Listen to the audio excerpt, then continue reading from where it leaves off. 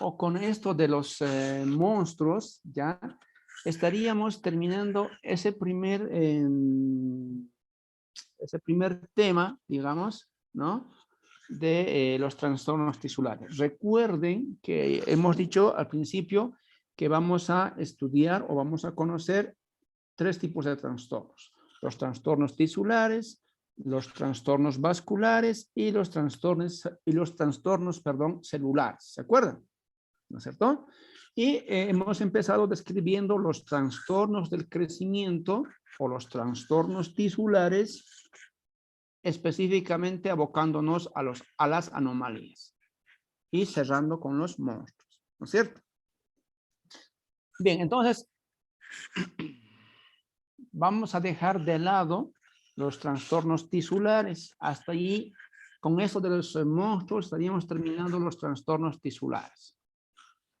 ¿Alguna pregunta, alguna duda sobre ese tema? ¿Se ha entendido? ¿Está claro?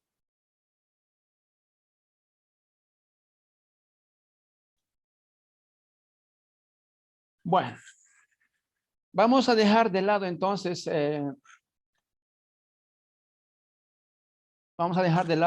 los trastornos tisulares, ¿ya? Y vamos Recording in progress.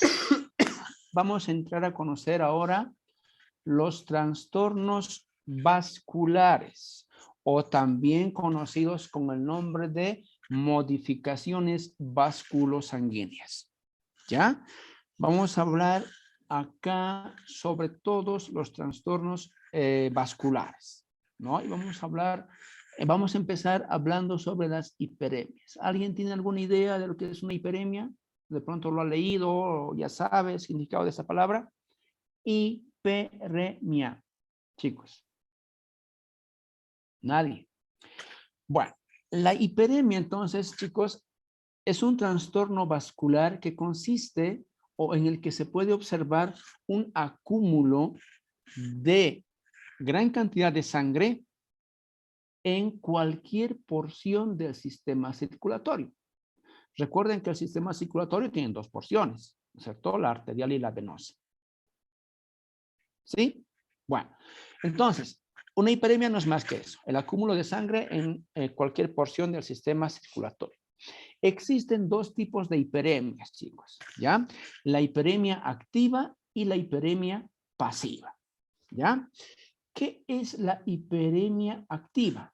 La hiperemia activa no es más que el aumento de la cantidad de sangre, fíjense, en la porción arterial del sistema circulatorio. Este tipo de hiperemias, o sea, la hiperemia activa, se da u ocurre cuando está presente la inflamación dentro de los tejidos y los órganos. ¿De acuerdo? Ahora, la hiperemia activa, a su vez, se divide en, ¿ya? Hiperemia activa general aguda y la hiperemia activa local aguda. Repito, la hiperemia, para que se ubiquen, ¿no? Aquellos compañeros que ya se han perdido. La hiperemia es el aumento o el acúmulo de sangre en cualquier porción del sistema circulatorio. Existen 2 tipos de hiperemia, hemos dicho, activa y pasiva. La activa es el aumento de la cantidad de sangre en la porción arterial del sistema circulatorio. Este tipo de hiperemias, o sea, la activa, se presenta cuando hay inflamación de tejidos u órganos. Esta hiperemia activa, a su vez, se dividen en 2 grandes grupos o 2 tipos de hiperemia. Hiperemia activa general aguda o AGA, ¿no? Y la hiperemia activa local aguda, también conocida como ALA. AGA y ALA. ¿De acuerdo? ¿Hasta ahí estamos bien? ¿Estamos claros? ¿Se entiende? Bien. Entonces vamos a ir a describir el primer grupo, es decir, la hiperemia activa general aguda. ¿Ya? En la hiperemia activa general aguda se da a entender que es el acúmulo de sangre en la porción arterial del sistema circulatorio. ¿De acuerdo? Este tipo de hiperemias se observa especialmente en enfermedades sistémicas, chicos. En aquellas enfermedades que afectan a todo el cuerpo, por eso se llaman sistémicas, ¿no? Es el caso de enfermedades como, por ejemplo, la erisipela, la pasteurellosis, enfermedades renales, ¿no? Y también la aplicación de medicación intravenosa con soluciones de electrolitos o sueros, si quieren, ¿no es cierto?, por periodos prolongados y en cantidades grandes. ¿Está claro? Chicos, repito. La hiperemia activa general aguda es el aumento de la cantidad de sangre en la porción arterial del sistema circulatorio. Este tipo de hiperemias activa general aguda o AGA se presenta cuando el organismo sufre o padece enfermedades sistémicas, enfermedades como la erisipela, la pasteurellosis o enfermedades renales que causan un daño general del cuerpo. A esto se suman, hemos dicho, la aplicación de sueros de forma repetida o por periodos prolongados. ¿De acuerdo? No solamente sueros, también puede ser sangre, plasma, etcétera, etcétera. ¿De acuerdo? Bien, ¿hasta ahí alguna pregunta? ¿Se entiende lo que es una hiperemia pasiva, una hiperemia activa general aguda? Ok. Seguimos entonces. La hiperemia activa local aguda, ¿no?, que es el lado opuesto del AGA, ALA, ¿no es cierto? La hiperemia activa general aguda, una vez más, es el aumento de la cantidad de sangre, ¿no?, en el sistema arterial del sistema circulatorio, ¿no es cierto? Y para que se presente la hiperemia activa local aguda, o ALA, chicos, existen dos causas, las causas fisiológicas y las causas patológicas. ¿De acuerdo? A ver, en las causas fisiológicas, es decir, aquellas hiperemias causadas por factores fisiológicos, ¿no? ¿En qué casos vamos a observar un acúmulo de sangre en la porción arterial? Pero que es normal, es algo fisiológico, ¿no? Fíjense que se puede observar ese tipo de hiperemias en el tracto gastrointestinal o en el estómago después de que el animal ha comido.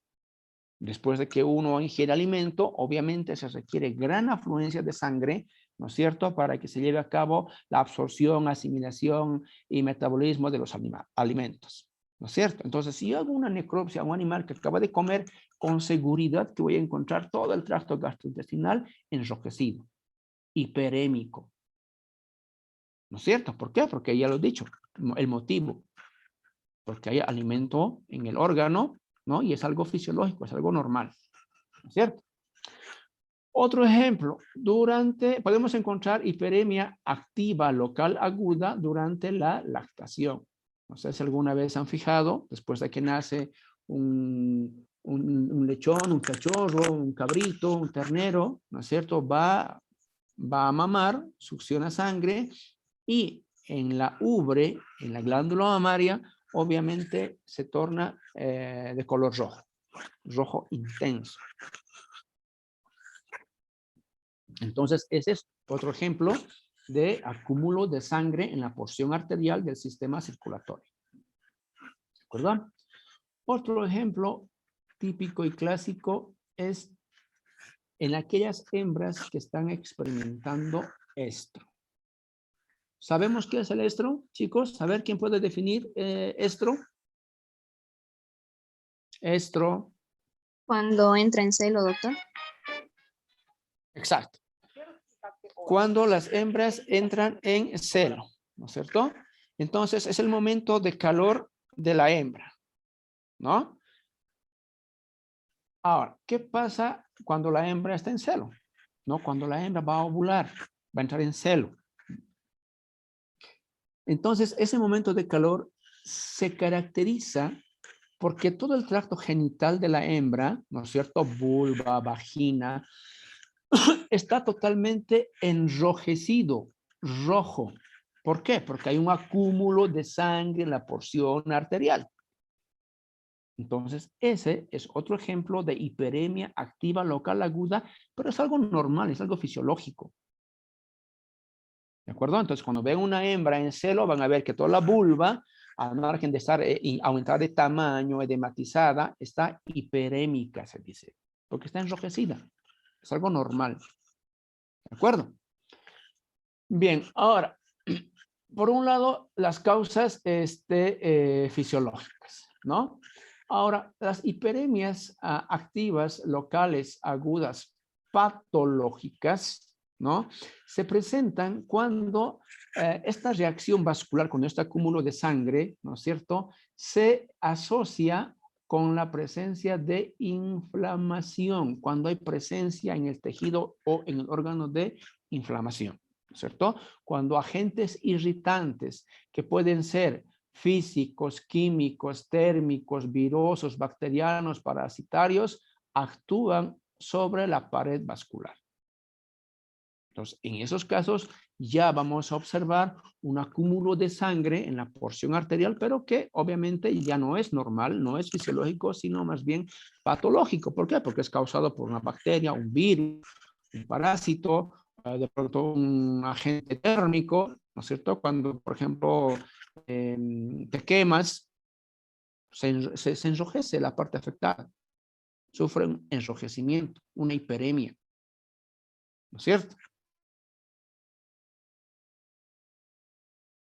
Considerar nosotros a una hiperemia como hiperemia patológica. ¿Cuándo vamos a considerarla patológica? ¿Cuándo es algo ya malo? ¿Cuándo tienen que asustarse? ¿No? Cuando definitivamente esos cambios vasculares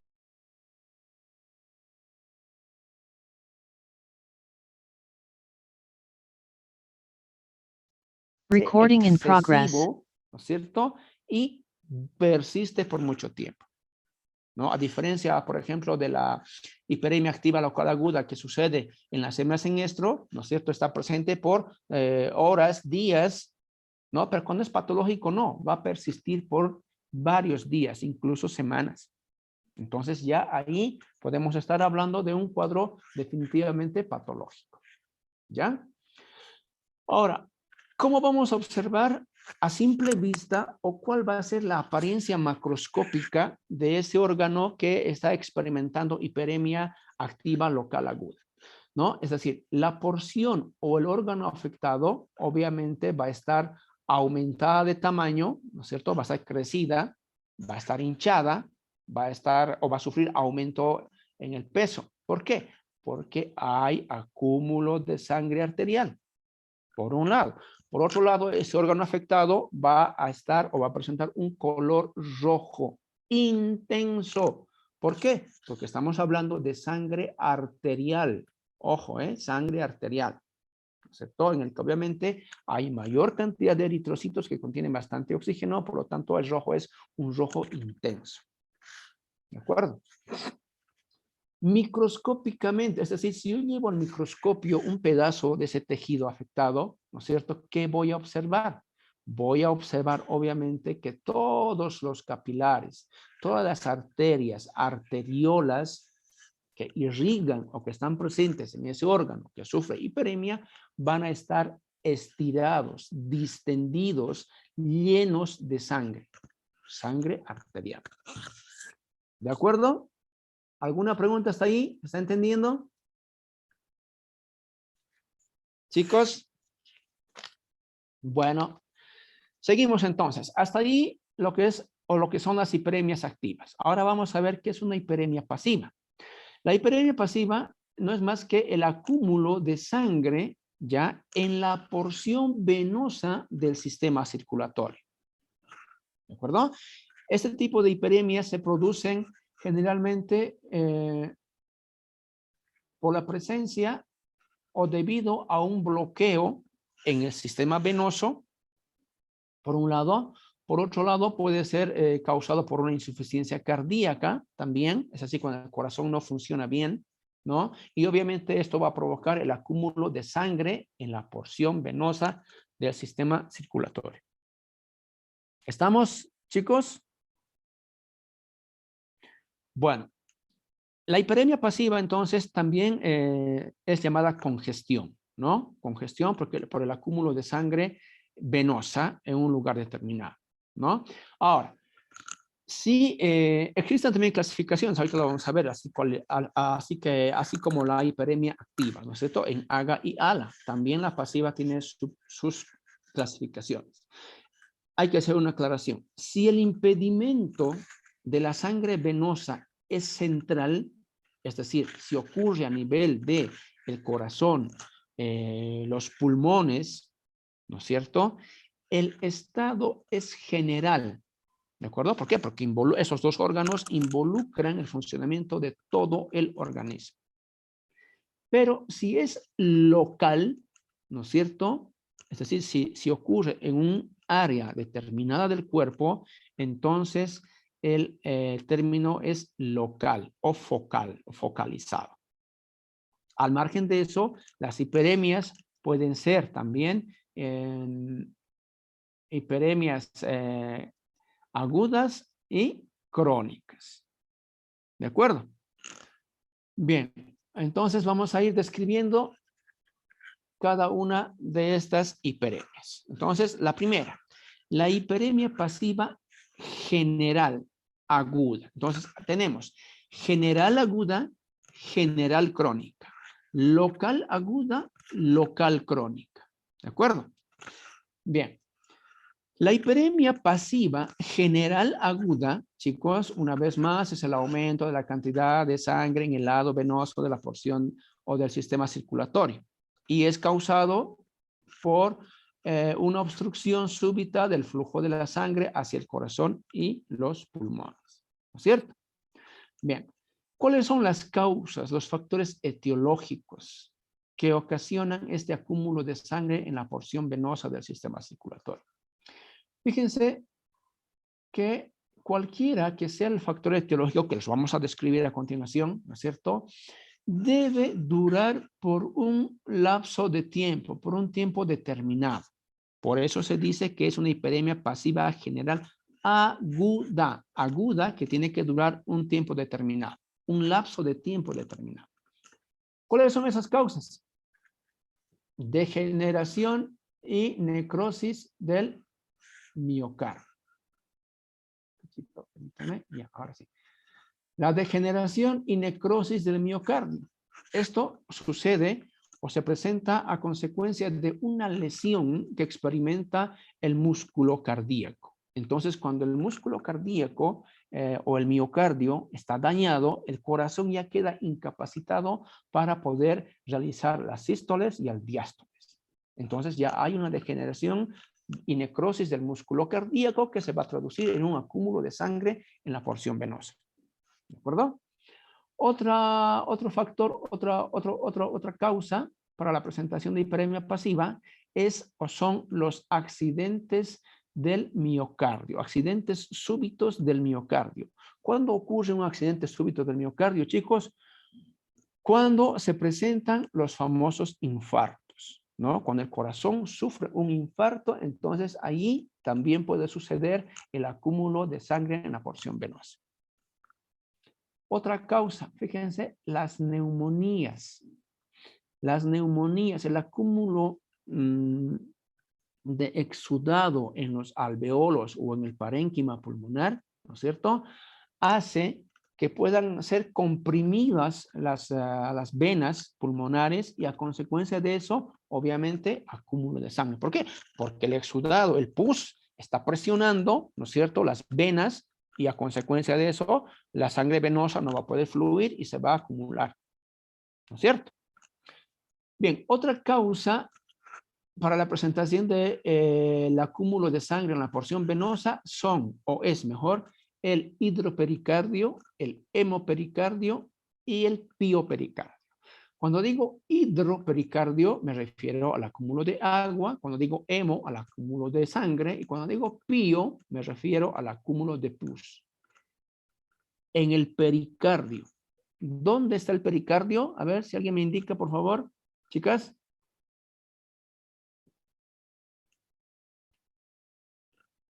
A ver, Clarita Crespo, ¿dónde se encuentra el pericardio?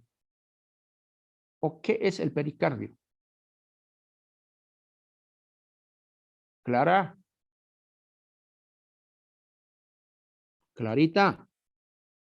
No, no me acuerdo, doctor. Creo que es el que está por afuera del corazón. Y sí, es la telita que envuelve al corazón. ¿De acuerdo? Pero entre esa telita, ¿no es cierto?, llamada pericardio, y el músculo, el miocardio o el epicardio, existe un líquido llamado líquido pericárdico. Este líquido pericárdico tiene la única función de minimizar o proteger al corazón. ¿De acuerdo? Cuando este líquido pericárdico se hace excesivo, estamos hablando de un hidropericardio. Líquido, agua, hidropericardio. Cuando este líquido pericárdico, ¿no es cierto?, se torna en sangre, hemopericardio. Y cuando ese líquido pericárdico ya es invadido por bacterias y se produce pus, piopericardio. Entonces, fíjense que estos tres elementos de igual forma comprimen al corazón, presionan al corazón, dificultando su funcionabilidad. Entonces, eso también hace que el corazón no pueda realizar las sístoles y diástoles normal y a consecuencia de eso, acúmulo de sangre en la porción venosa. ¿De acuerdo? Lo mismo sucede, chicos, cuando hablamos de los pulmones, es decir, el acúmulo de agua, sangre y pus en los pulmones presionan las venas pulmonares, ocasionando el acúmulo de sangre venosa. Es decir, el hidrotórax, hemotórax y piotórax también pueden ocasionar el acúmulo de sangre en la porción venosa del sistema circulatorio. ¿Está claro? Bueno, ¿cómo vamos a observar ahora un órgano macroscópicamente o a simple vista que esté sufriendo o experimentando hiperemia pasiva general aguda? Fíjense que ese órgano también, al igual que en la hiperemia activa, ¿no es cierto?, va a estar aumentado de tamaño, va a aumentar de peso. Sin embargo, el color ya no va a ser rojo intenso, sino va a ser un color rojo azulado, cianótico. ¿Por qué? Porque estamos hablando de sangre venosa, sangre que ya ha sido utilizada y que está transportando, ¿no es cierto?, desechos metabólicos. Entonces, de esa forma podemos distinguir a simple vista un órgano hiperémico activo de un órgano que experimenta hiperemia pasiva. Y microscópicamente de la misma forma, ¿no? Vamos a ver que todas las venas y las vénulas que irrigan ese órgano afectado van a estar repletas, van a estar distendidas o llenas de sangre. Sangre venosa, por supuesto. ¿Sí? ¿Está claro? Ahora. Bueno. Sí, doctor. Seguimos entonces. Fíjense que ya hemos conocido la hiperemia pasiva general aguda, ¿verdad? Ahora vamos a conocer la hiperemia pasiva general crónica, chicos. La hiperemia pasiva general crónica. De igual forma, ¿no? Es el acúmulo de sangre en la porción venosa del sistema circulatorio, ¿no es cierto? Obviamente se debe al aumento de la cantidad de sangre. ¿En dónde? En el lado venoso, ¿no es cierto? Este acúmulo de sangre, chicos, a diferencia del anterior que hemos visto, en la crónica el acúmulo de sangre persiste por largo tiempo, por mucho tiempo. Por eso se dice crónico, ¿de acuerdo? Y obviamente, como va a estar presente por mucho tiempo, va a ocasionar alteraciones permanentes, como la fibrosis y la atrofia. En aquellos tejidos, obviamente, donde se lleve a cabo el acúmulo de sangre venosa. ¿Ya? En cuanto a los factores etiológicos, se dice que este tipo de hiperemias tiene que tener una ubicación central. Vale decir, ya hemos dicho hace rato, ¿no es cierto? Central o general cuando afecta al corazón y los pulmones. ¿De acuerdo? Entonces, las principales causas que afectan la correcta funcionalidad del corazón y los pulmones son los siguientes. ¿Ya? A ver, vamos a ver. Estenosis de una abertura valvular. Cuando estas válvulas, ¿no?, tricúspide y mitral, sufren una alteración en su funcionalidad, también no van a poder trabajar al 100%. Por lo tanto, el resultado va a ser el acúmulo de sangre en la porción venosa. ¿De acuerdo? Lo mismo, cuando hablamos de insuficiencia valvular, lo mismo, ¿cierto? Las válvulas quedan incapacitadas muchas veces por otras enfermedades y esas válvulas no pueden trabajar pues, de forma eficiente, ¿no? Y no pueden cerrarse, no pueden abrirse y obviamente sucede el acúmulo de sangre en la porción venosa. ¿Ya? Otra causa, las fallas del miocardio. Ya hemos mencionado hace rato que los accidentes súbitos del miocardio, perdón, la degeneración del músculo cardíaco, ¿no es cierto?, puede suceder y puede conllevar incluso a una necrosis o muerte celular del músculo cardíaco. En esos casos también no va a haber quien bombee sangre y obviamente la sangre venosa va a quedar obstaculizada. ¿Sí?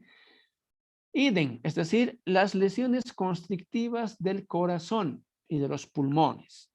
Cualquier exceso de exudado, sangre o líquido que esté presente en el corazón y los pulmones, que presionen las venas de los pulmones, que presionen los músculos cardíacos involucrados en el sistema venoso, van obviamente a producir acúmulo de sangre venosa en la porción del sistema circulatorio. ¿De acuerdo? Bien,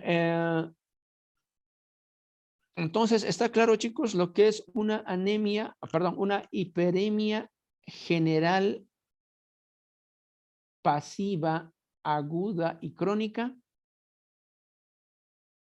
Bueno, vamos a pasar entonces a ver ahora, para terminar con las hiperemias, esto que se llama hiperemia pasiva local. Ya nos hemos referido a las generales, ahora vamos a ver las locales, ¿no? En las locales, de igual forma, hay una aguda y hay una crónica. Y los conceptos básicamente son los mismos. Los vamos a repetir para que aquellos compañeros que están en otro tren se ubiquen, ¿de acuerdo? Entonces, la hiperemia pasiva local aguda es el aumento de la cantidad de sangre en la porción venosa del sistema circulatorio. Como es local, sucede en una parte determinada del cuerpo, vale decir, puede ser una cola, una extremidad, un riñón, parte de un órgano, etc. ¿Debido a qué? Debido a una obstrucción en el flujo de la sangre venosa. Factores, causas. ¿Cuáles son los factores etiológicos que ocasionan ese tipo de hiperemias? Cualquier factor que ocasione, que impida el flujo normal de la sangre venosa. Vale decir, podemos estar hablando de una mala posición, ¿no es cierto? Las lesiones por mala posición, ¿no es cierto? Que pueden ocasionar que la sangre, en este caso venosa, pues no sea, quede impedida, ¿no es cierto? No sea ese desecho metabólico, no pueda ser llevado a los pulmones y pueda ser eliminado. ¿Qué lesiones por mala posición? Ahí están los vólvulos, las torsiones, que ya las hemos conocido ayer, las intususcepciones, ¿no es cierto? La presencia de trombos también, ya vamos a ver más allá que es un trombo, ¿ya?